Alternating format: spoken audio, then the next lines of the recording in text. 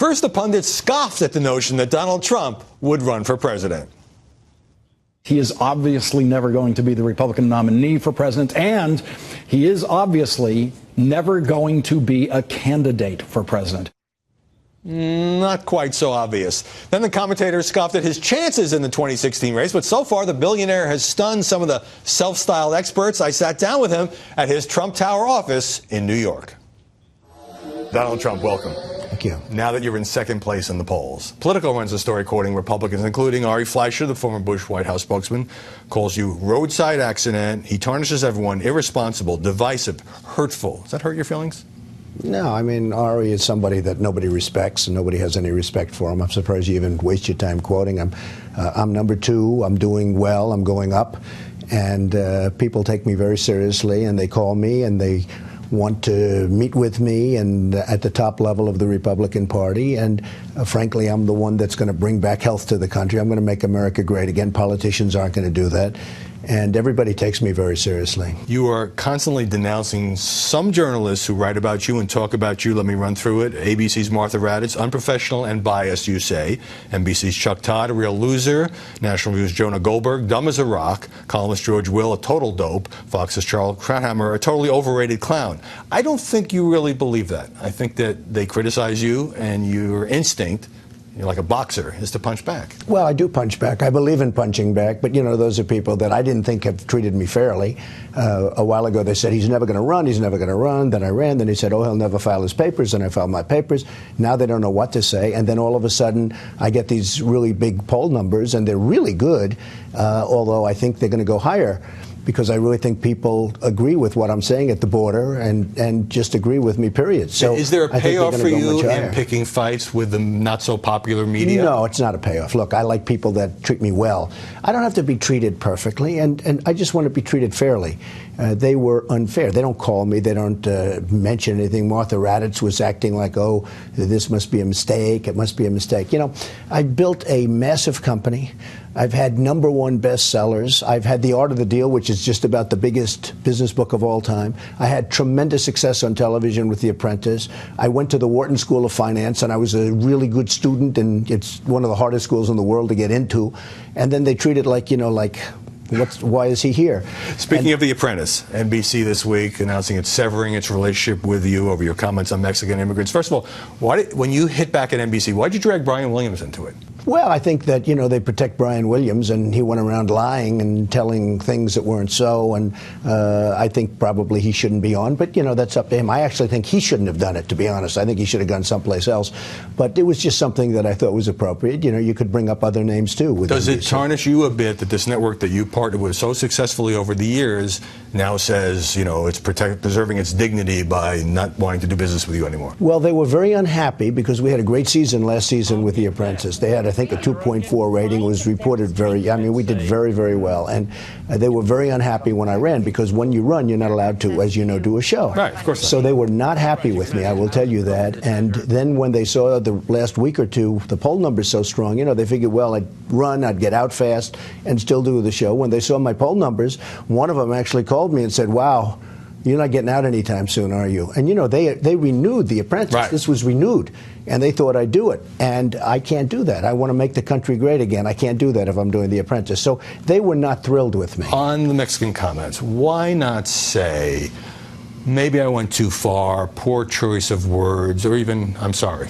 I don't have to say that. Look, the Mexican border is a sieve. People are pouring through our country, into our country. We don't know who they are, where they are. They come from all over the world, not Mexican. I employ thousands of Mexicans. I've employed over the years many thousands of Mexicans. Right. I love the Mexican people. They're fantastic, and everybody knows that. But in terms of the border, it's a disgrace. Either we have a border or we don't have a country. You know, you can't have a country without borders. And people are coming in, and some of those people, and I read it even yesterday, there was a huge article about the tremendous crime that's taking place. It's like a crime wave. It's one of the most dangerous places on earth. And I bring that up, all of a sudden I'm a bad person. Bill Maher says you're a Frankenstein monster who never apologizes for every crazy thing you might say.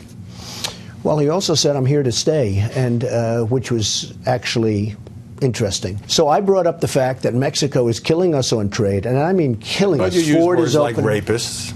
Well, rapists are coming in. Excuse me, I'll show you an article done not by disputing it. Fusion. It's a question of Of course tone. you're not disputing. So if you're not disputing it, why wouldn't I say Because it's it? a question of your tone, and it offended a lot of people. Excuse me, I read an article yesterday from Fusion, which is owned by Univision, Right. as I'm told, and it talked about many of the women that cross the border are being raped. Many of them, a tremendous percentage. They actually said 80%. That's hard to believe it could be 80%. But they said the women coming across the border are raped. This is done by Fusion. It was printed in the Huffington Post, no friend of mine. Right.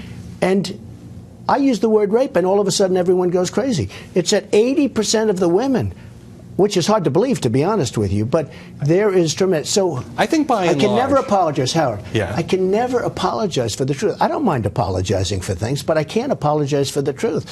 I said tremendous crime is coming across. Everybody knows that's true, and it's happening all the time. I so think when over I the mention years- crime, all of a sudden I'm a racist. I'm not a racist. I don't have a racist bone in my body. I think over the years, the press has been pretty good to you as you've built this reputation as a worldwide deal maker and builder and TV star.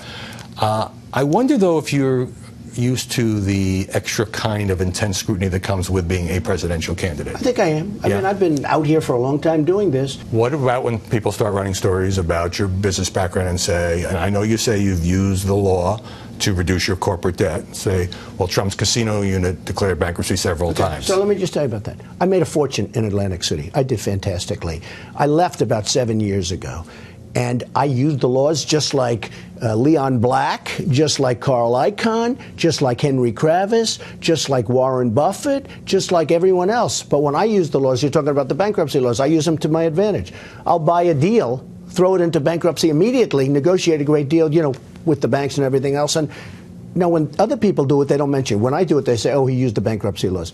So I used the laws. I did great job. I did a great job. I made a fortune in Atlantic City, but I left, and actually the financial media gave me great credit for timing because I left Atlantic City 7 years ago. More now of my interview with Donald Trump, beginning with why he hasn't been more critical of a highly controversial Supreme Court decision. Every other Republican presidential candidate has criticized the Supreme Court ruling on gay marriage. Right. You said the court overreached, and you kind of let it go at that, and I think you were sending a message of tolerance. Well, it could be tolerance. It could be also like, we have a lot of problems in this country and we have to get back to work. I would have preferred states, making the decision, and I let that be known. But they made the decision, and, most of the candidates, I think, have said they did make the decision. A couple are out there very firmly that we're going to fight it, we're going to this and that. I would have preferred, certainly, if it were made by the states, the decision. I thought maybe that's what would have happened. You never knew. It was like a 50-50 call. But you're not going to spend a lot of time on this issue. Look, it's an issue that's been determined by the Supreme Court, and frankly, I'm about jobs. I'm about making the country great. I would have liked to have seen the decision differently. And you have another decision, Obamacare, which is a disaster given to us by John Roberts, who was appointed by Bush, who was pushed by Jeb Bush. Jeb Bush is the one that pushed John Roberts into that position. And when I look at even the most militant on the whole gay rights decision, the most militant people are saying there's nothing you can do because they're talking about constitutional amendments, and then they go on to say that that could never happen. So at a certain point, you have to be realistic about it. What if this gets really personal? I lived here in New York in the early 90s when the tabloids went haywire over your breakup with Ivana and your relationship with Marla Maples. What if this gets dredged up and people say, oh, Trump, he's not a good role model? Look, everybody knows me. I've had an amazing life. I've built an amazing business. And actually, they said, oh, he'd never say what his business is worth. It's actually a much higher number than the number I gave. What, you were underestimating your net worth? Yes, I actually underestimated. In fact, there was a case where in Iowa where the Des Moines Register did a story where I actually said, I have stores that are worth more than Mitt Romney. Jokingly. And the reporter said, can I use that? Because I said off the record. Right. I said, I have a store that's, and they said, yes, they actually used it. I said, I don't care, use it. So the next day, they do a story that, oh, Trump exaggerated because they said, well, then they went out and did a value on the store, and the value in the store was many times. It was the Gucci store downstairs. But when you run for president, you're and judged they on actually more than... apologized to me, which was sort of an interesting. When you run for president, everything is fair game. You're judged on more than just your net worth or your business success. I agree, but I will say this. What this country needs, and I think the reason I am doing well, because I know how to make things better. I know how to make things work. That's what I do. I've taken businesses that are a disaster and I've made them work. and I'll use laws and I'll use all sorts of things, but whatever it takes, I make them work. I make things better, whether it's the Woolman skating rink in Central Park, which was a disaster, and I made it phenomenal, or whether it's the golf course in the Bronx that's been under construction perhaps for 31 years. Nobody even knows when it started. And I took it over and got it done almost immediately. And Jack Nicklaus, the great Jack Nicklaus, said maybe without Trump it would have never been built. That's what I do. But some in the GOP say, well, Trump's going to take up space on that debate stage that could go to someone else who might actually win the presidency. Well, you know, I think I would have as good a chance right now as anybody for winning, because I think people are tired of politicians. They're all talk, they're no action, and I think that's what's happening. But as president, you have to deal with other politicians. Look, I build a great company, go to the best school, do great, #1 bestseller and numerous bestsellers, tremendous success on television, and then I don't belong on the stage with some governor that did a horrible job or some senator that did a horrible job? I mean, explain that to me. Why? Because I'm not a politician? I think people are tired of politicians. I think they're tired of all talk, no action, nothing gets done, whether it's IRS or Benghazi or Hillary's emails. They talk. I'm talking about I'm a conservative Republican. I'm talking about the conservative Republicans, the Republicans.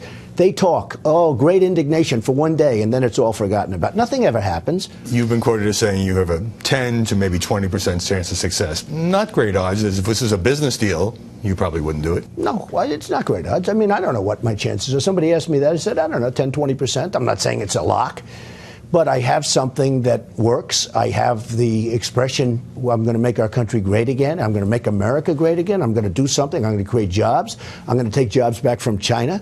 I'm going to take jobs back from Mexico. By the way, Mexico's the new China. Mexico is killing us. What are we doing? We're losing our base. Our GNP think of it, it's less than zero. That means we're getting smaller. And all these other countries are growing like weeds. So presidents don't run the economy. You know that. Oh, I think a president has a lot to do with the economy. Absolutely. I mean, the trade deals, this new trade pact is a disaster. The president has everything to do with the economy. He also has to deal with Congress and also has to deal with other heads of state. And that's part of being a leader. You have to get him to do what you want him to do. Donald Trump, thanks very much for sitting down with us here in Trump Tower. Thank you.